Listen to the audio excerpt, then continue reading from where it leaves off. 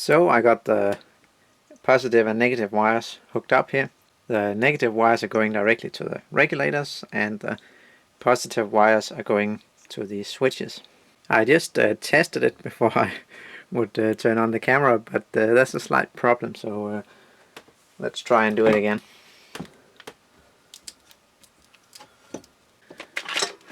Now hopefully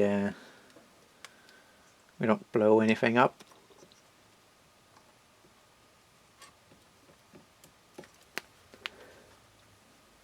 Let's just check that nothing should be shorted.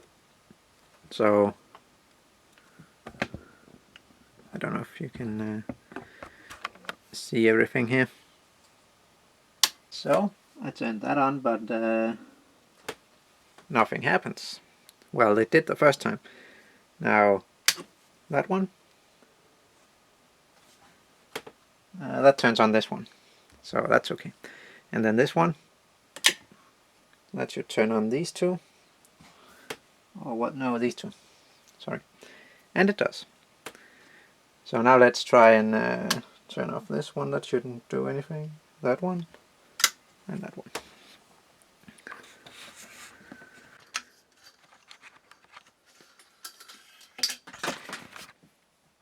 So can we agree that everything is indeed off? If we look at there's power LEDs on these modules here, and they are off. But oops, this one is still on, and I think it's yeah, this one this time. I mean, it doesn't click. Now it did, and it should turn off now. It takes a few seconds, but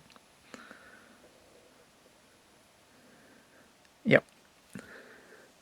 Well, I just measured it, and we do actually have power to this one.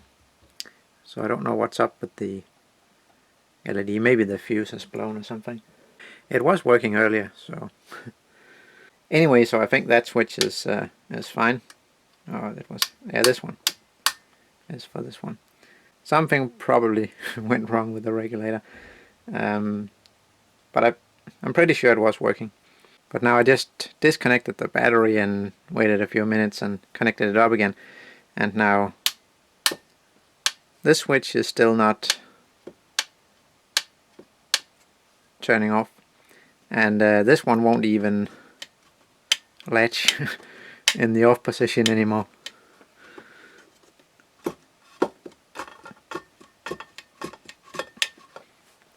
So it's pretty clear what the problem is, and it's that the contacts weld together in here, just from the inrush current of this 1000 microfarad capacitor. And also it's a boost converter, so there's a diode going to ground, so it will pull a fair bit of current when it's starting up. But again, it shouldn't weld the switches together.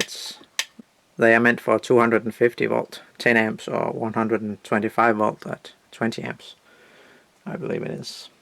Yeah.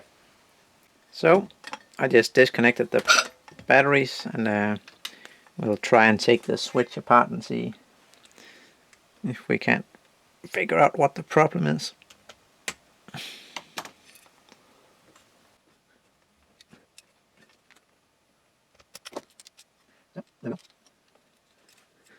Yeah, so it came unstuck when I pulled it apart, but you can see these teeny tiny ones here are the contacts that are supposed to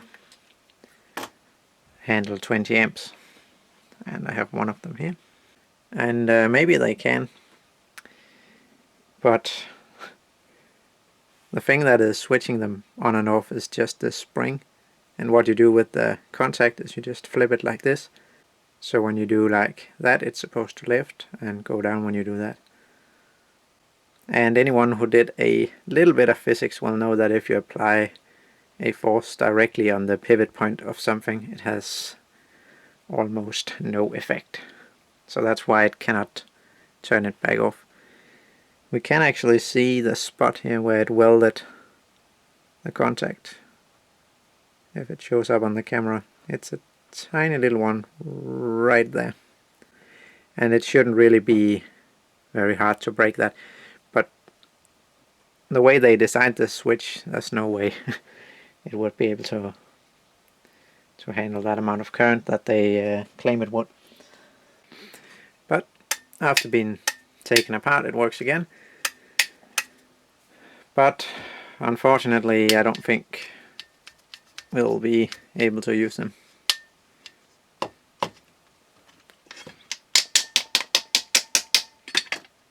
Yeah, so just by hammering on the side of this switch, it came loose. I do have some other switches, and they will fit the holes here, but unfortunately I only have 3 of them. So one of them will have to carry double the current, and also we'll get a ugly hole here until I get some material for making a new plate. And if we just take this switch apart, you can see there's also a spring. It's much harder to press, and we have this plastic ball at the end, so everything doesn't fly apart. And you can see when it's in the off position, the ball rests in that little hole there, and when you turn it on, it goes uphill and presses down on this.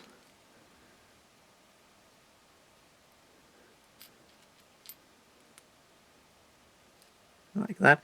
But when you have to turn it off, it actually goes up here and presses into this little groove. So it's not resting directly on top of the pivot point.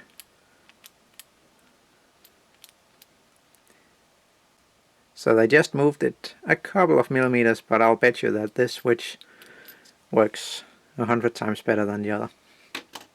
So I'll just start with one and see if it works. So I'll unsolder one of them and test it a couple of times. Unfortunately it didn't fit the hole, so I just want to make sure it works before I go and widen the hole. So let's get this solder out of the way. So let's see. It turns on, and it sounded like it turned off. Yeah, the LED is dimming. So on, off. So I'll just do this a couple of times, where I turn it on, turn it off, see if it actually turns off, and then wait a few minutes and try again, just to make sure that they work. So at least these switches do work. Now I just need to figure out what's wrong with this regulator. So I'll unscrew it and we'll take a look at it. There wasn't any too obvious signs that something was blown. Maybe underneath.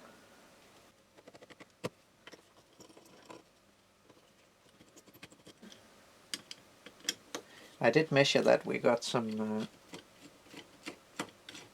voltage at the input, but nothing on the output, so it's not just the LED that's bad.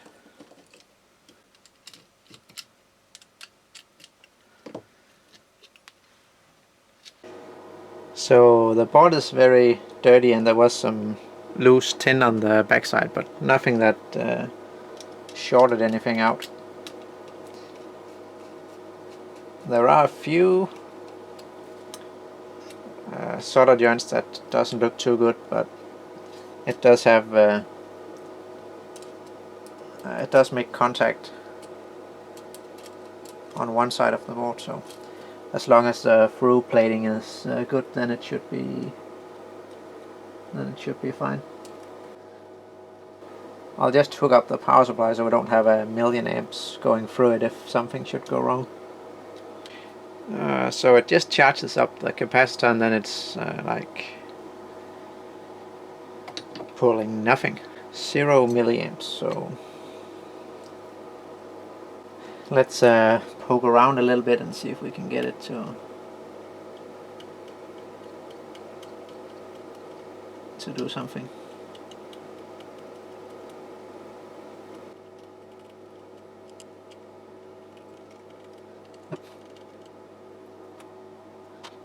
And I checked the fuse, of course. It's not that one.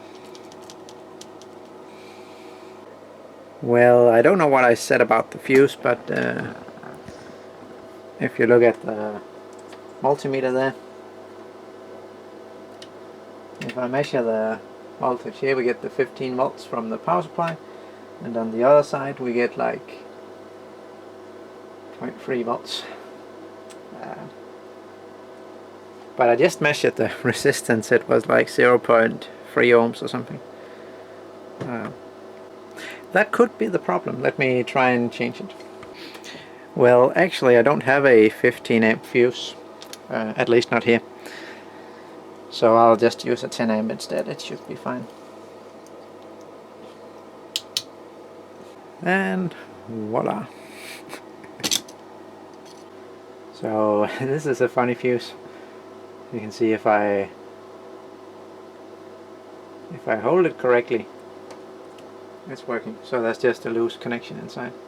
See, here we got the 0.3 or 0.4 ohms, and now I'm pushing against the caps. If I just like measure sideways, oh, now it's come good again.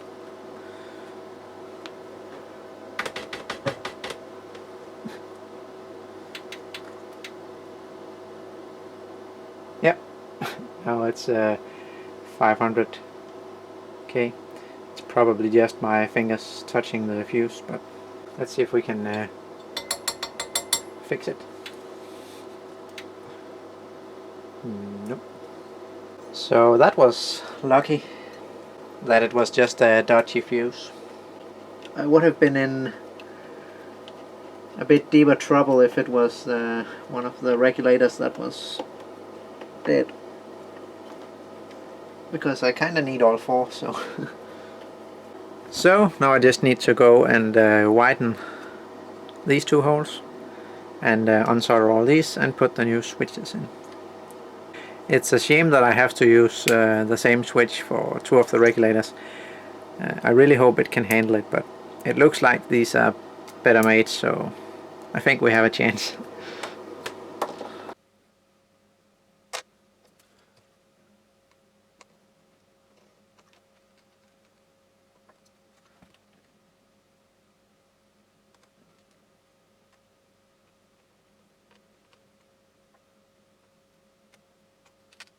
So at least you can use them to switch an LED on and off. Oh, actually, as a matter of fact, you can't. But they should just about do a 20 milliamp LED, I think.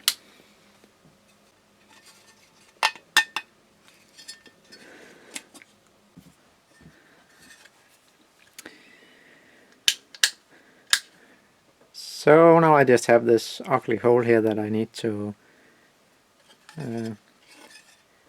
cover somehow. I'll probably just 3D print something that I can clip in here so that the switch won't slide back and forth.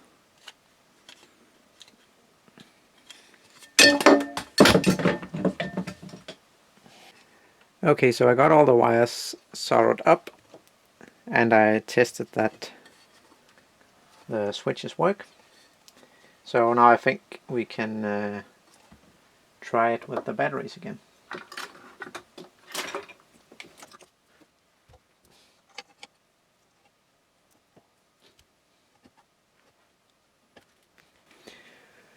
So let's try the double one first.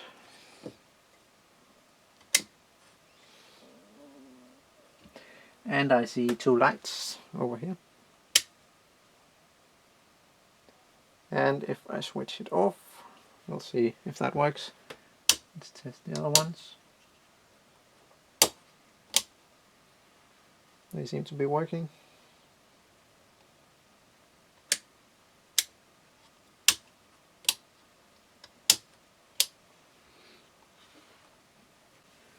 Yes, so now they all switch back off when I flip the switch to the off position. So now everything that's left to do on this is to wire up the LEDs to the regulators and adjust them so they give the correct amount of current. And then insulate this part a little bit so we don't have any shorts. And then mount the batteries to this. And then I'll have to screw in the fans, and I'll just use a separate battery for that. I think that will be easier. I could put a switch mode regulator in here, just a tiny one to power the 12 volt fans, but then I'll need a separate switch for that, because I kind of want the fans to be able to run without the LEDs if I just want to cool the flashlight down. But before I do any of that, I think I'll make the last 2 holes for the fans in each side here, and then I'll take the whole thing apart and clean it up so we don't have any chips and stuff like that, and I'll sand the stuff that needs to be sanded so it looks nice and pretty, and then we're done. So I just went and sanded these lightly. I'm not trying to get them to look perfect. It is made from scrap metal, so except from this part actually.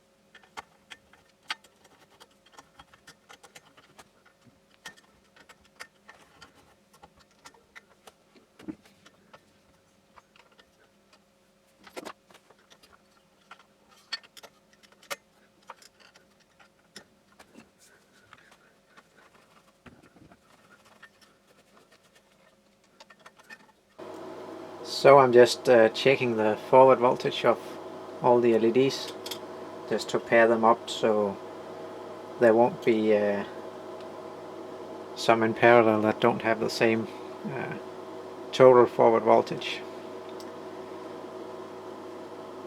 Because if we have that, say one string has 60 volts and the other has 57 volts, then one will be brighter than the other. So all the LEDs from one batch have roughly the same forward voltage. It's within a few hundred millivolts.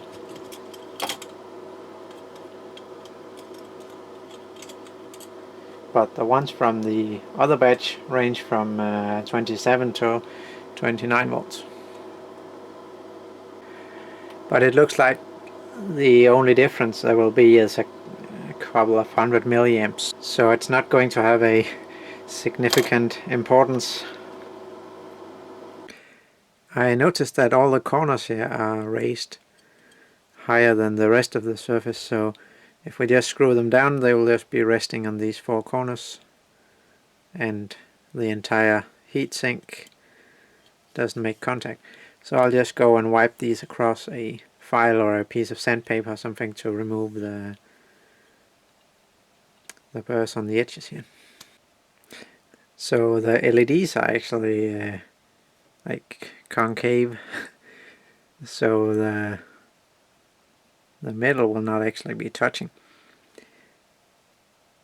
It'll take forever for me to sand these down until they are flat, and I haven't had any problems with the ones I tested. I had them running for 10 minutes and I could still touch the metal parts on this, so I don't think we need to do anything except put some thermal paste on the back.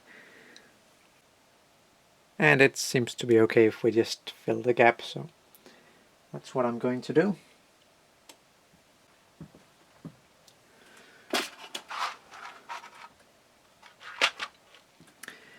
And I don't know if I have enough screws actually, but I can get some more tomorrow. Regarding the reflectors and the lenses here, I think I am going to use the reflectors anyway, and I'll use some high temperature silicone to glue these to the LEDs that can withstand I think it's 350 degrees Celsius, and they'll never get that warm. The plastic will melt before that, so the only problem is the stuff that I have is red, and that will probably not look as good on this one. So I'll see if I can dig up some white or transparent high temperature silicone.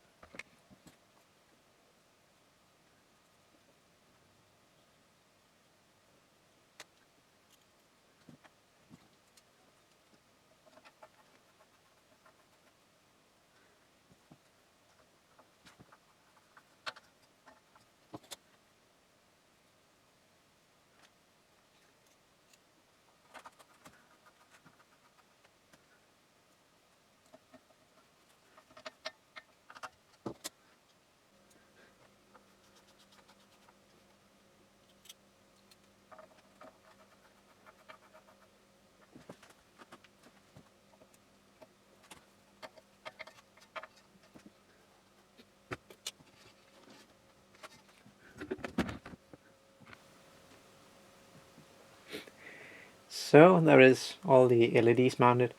I just need to screw in the last screws.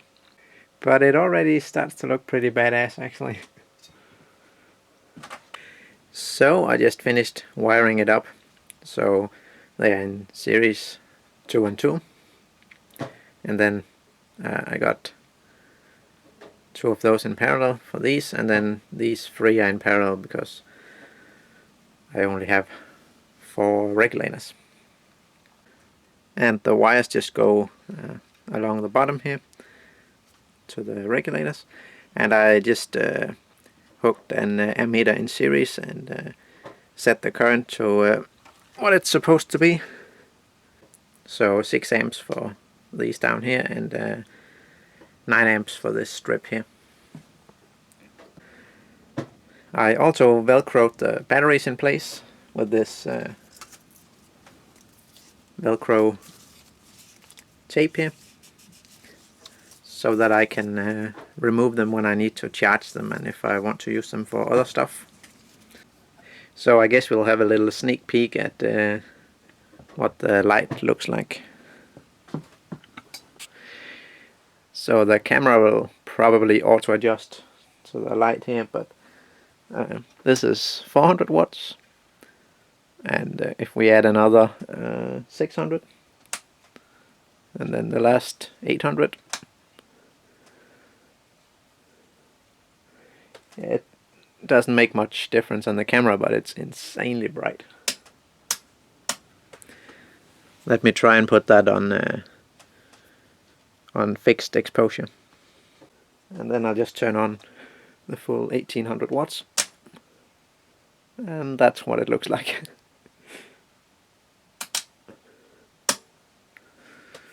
So now I just have to get the reflectors and lenses in place. I think I changed my mind actually, because I just tested this as you saw, and the amount of light that we get down in front of the flashlight is ridiculous. So I think I'm going to order a few more of these reflectors and lenses, and then I'll only have 3 in each side here that doesn't have these.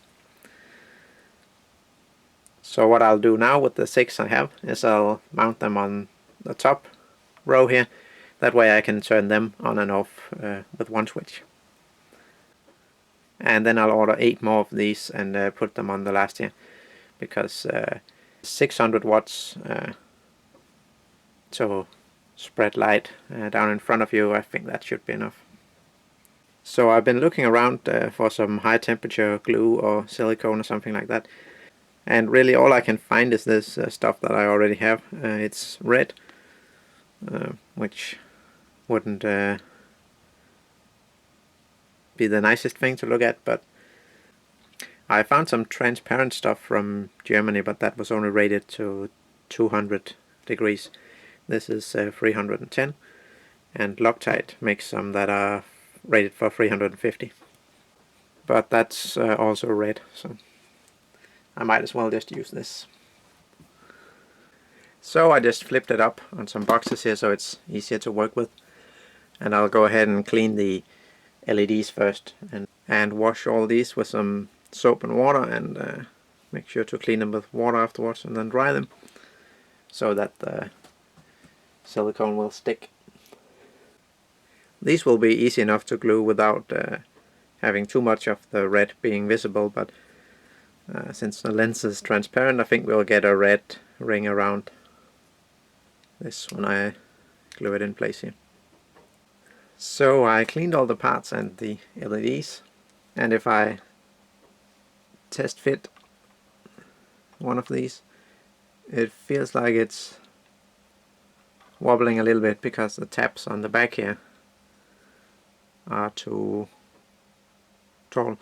So I went and sanded them down on this one,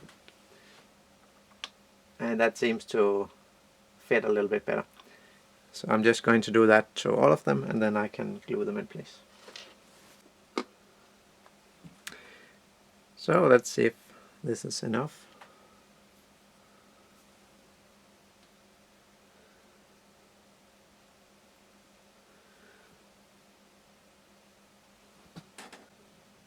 Yeah, it seems to be binding down a couple of places, but I don't get too much red oozing out to the sides, so I think that's about the right amount. I'll just go and sand down the other ones and continue from there. I went and cut them off with my side cutters instead, because when I'm sanding them they're kind of mushrooming out on the top a little bit, so they won't go into the hole, so then I have to remove that. And it was easier just, oops,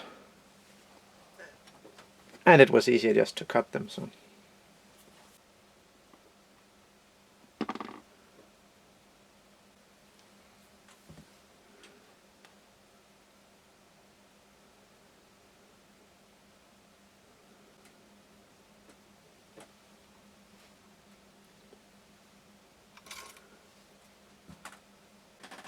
I'm trying to leave the corners free of glue here so that it won't be airtight, because when this is heating up, the air inside wants to expand,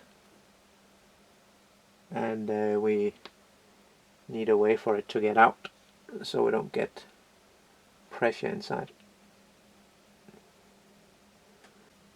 And because the screen in front of the LEDs here are silicone itself, it's actually surprisingly easy to remove it if you get something on there.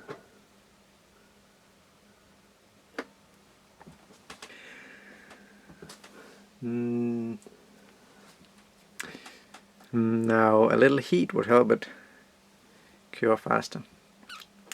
I wonder how we could get that. That seems to do it.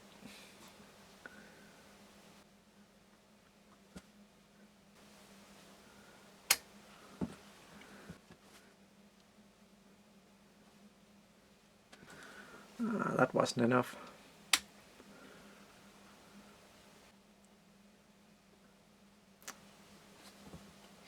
Let's give it a little bit more.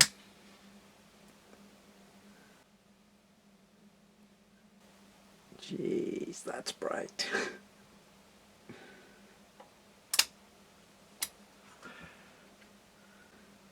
So that's better. Now it's about 35 degrees, I would say. So I just tried to lay down a bead around here. It's actually not that easy without getting it all over the place. This could get really messy.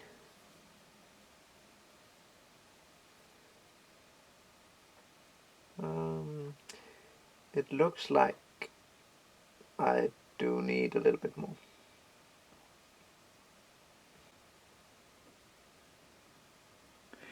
So that didn't look too bad actually.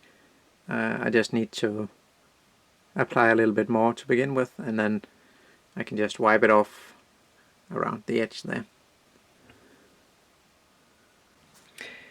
So I was just about to show that I got all the lenses installed. But before I did that, I just wanted to test fire it and see how the beam looked like. So I did that and ran it for 15 seconds or something like that. And after I turned it off, I heard something ticking. And before I could see what it was, one of the batteries dropped off the Velcro tape because it had started swirling. So I kind of panicked a little bit, and I just grabbed it and threw it out in the front yard in the gravel, so it wouldn't set fire to anything if something bad should happen. After it cooled down a little bit, I put it in this container and I measured the cells, and it turns out two of the cells are pretty dead. One is measuring completely 0 volts, and one of the other is near 0, I can't remember. But the funny thing is the rest of the cells are measuring almost 3.8 volts, 3.78 I think it was. And that's the same as the other battery. The other battery is fine, and I fully charged them before I used them, and I also checked the cells with a multimeter just to make sure, because I don't really trust that battery charger any further than I can throw it.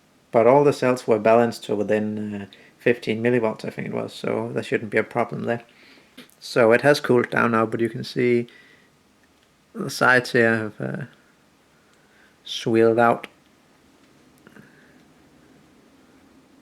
It was completely flat before, and now I can also feel that there's still pressure inside. So I'll have to contact Hobby King and see what they can do. I'm not really sure how the warranty works on these batteries, because you can't really ship a damaged battery, I guess. But I hope they can do something about it, because they are not that cheap, these batteries. So that's kind of unfortunate that this one is not working anymore.